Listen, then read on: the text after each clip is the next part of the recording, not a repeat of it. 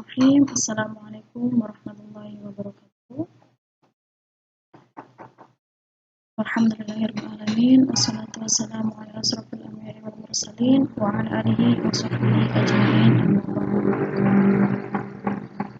Teman-teman, dan yang paling utama, marilah kita panjatkan puji syukur atas kehadirat Allah Subhanahu wa taala karena berkat rahmat dan hidayahnya sehingga pada kesempatan ini saya bisa membuat video tugas ini demi memenuhi nilai mata kuliah pengantar ekonomi Islam.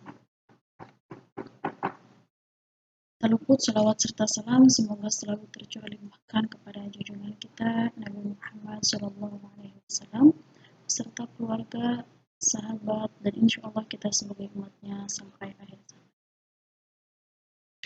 Yang terhormat Ibu Nurhaida MSI selaku dosen pengampu di mata kuliah pengantar ekonomi Islam ini, dan teman-teman semua yang semoga selalu dalam keadaan sehat walafiat dimanapun kita berada.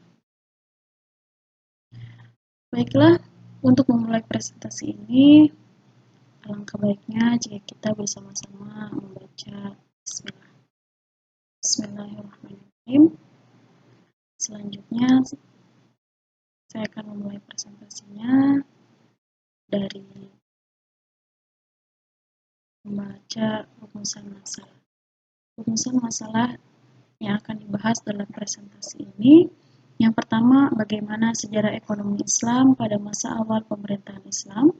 Yang kedua, apa itu dinamika sosioekonomi klasik. Dan yang ketiga, apa itu dinamika sosioekonomi kontemporer. Pengertian ekonomi Islam. Ekonomi Islam adalah sebuah sistem ilmu pengetahuan yang menyoroti masalah perekonomian. Sama seperti konsep konvensional lainnya, hanya saja dalam sistem ekonomi Islam ini, nilai-nilai Islam menjadi landasan dan dasar dalam setiap aktivitasnya. Sistem ekonomi masa pemerintahan Rasulullah SAW. Kegiatan ekonomi Rasulullah baru terlaksana ketika beliau berada di Madinah dengan menata pemerintahan sekaligus menata perekonomian masyarakat Madinah. Dan setelahnya, praktik ekonomi Islam yang dilakukan oleh Nabi dilanjutkan oleh generasi setelahnya hingga kini. Ciri umum perekonomian pada masa Nabi. 1. Komitmen yang tinggi terhadap etika dan norma. Yang kedua, perhatian yang besar pada keadilan dan etis dalam bingkai Islam. Dan yang ketiga, sumber daya ekonomi terbagi rata untuk mensejahterakan masyarakat. Perekonomian Islam pada masa Khulafa ar-Rasyidin. Setelah Rasulullah SAW wafat pada tahun 11 Hijriah atau 632 Masehi dalam usianya yang ke-63 tahun karena sakit, kepemimpinan kaum muslimin digantikan oleh 4 sahabat beliau yang disebut sebagai Khulafa ar-Rasyidin, yaitu yang pertama Abu Bakar Asy-Syiddiq radhiyallahu an, yang kedua Umar bin Khattab radhiyallahu an, yang ketiga Utsman bin Affan radhiyallahu an, dan yang keempat Ali bin Abi Thalib karamallahu wajhah. Di sini ada tabel masa pemerintahan Rasulullah SAW dan Khulafa ar-Rasyidin.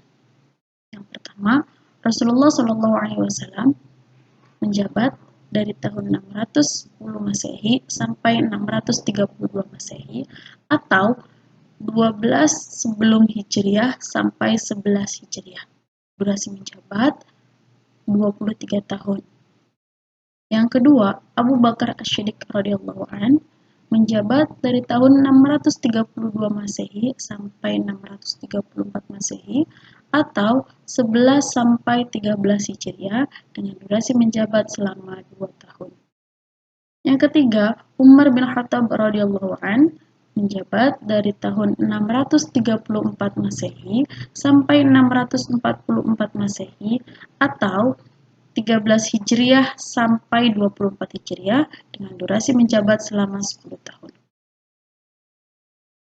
Yang keempat, Utsman bin Affan radhiyallahu an menjabat dari tahun 644 Masehi sampai 656 Masehi atau 24 sampai 36 Hijriah dengan durasi menjabat selama 12 tahun. Dan yang kelima, Ali bin Abi Thalib karramallahu wajhahu.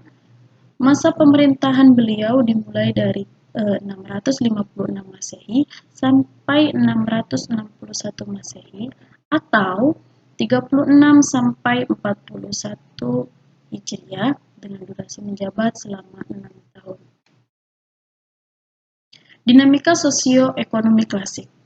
Fase ini merupakan fase yang paling awal dari sejarah perekonomian Islam dan belum ada pemikir ekonomi sebelum masa ini, yang juga dikenal dengan fase dasar-dasar ekonomi Islam yang dirintis oleh para fuqaha, diikuti oleh para sufi, dan kemudian para filosof. Dinamika sosioekonomi klasik dibagi menjadi dua, ada pada masa Daulah Umayyah dan masa Daulah Abbasiyah. Para pemikir di masa Daulah Umayyah, diantaranya Muawiyah bin Abi Sufyan, Abdul Malik bin Marwan, dan Umar bin Abdul Aziz. Sedangkan pada masa Daulah Abbasiyah, para pemikirnya diantaranya Abu Yusuf, Al-Saibani, Yahya bin Adam, Abu Ubaid, dan Al-Mawardi. Apa itu ekonomi kontemporer? Menurut Najatullah Shiddiqi, fase ini dimulai pada tahun 1446 hingga 1936 Masehi, yang juga menjadi pertanda fase di mana ditutupnya pintu ijtihad, independent judgment, yang menyebabkan fase ini disebut sebagai fase stagnasi.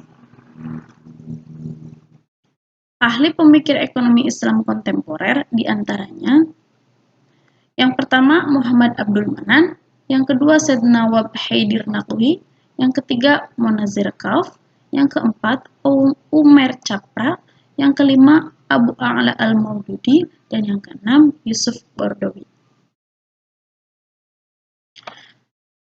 Baiklah, untuk kesimpulan dari presentasi yang tadi, ilmu ekonomi yang dikenal saat ini memiliki sejarah yang cukup panjang. Diawali dengan praktik-praktik ekonomi jauh sebelum teori ekonomi itu muncul. Ekonomi berevolusi secara histori dari banyak pemikir manusia dan pemikir akumulasi pengetahuan manusia dalam upaya memecahkan masalah ekonomi.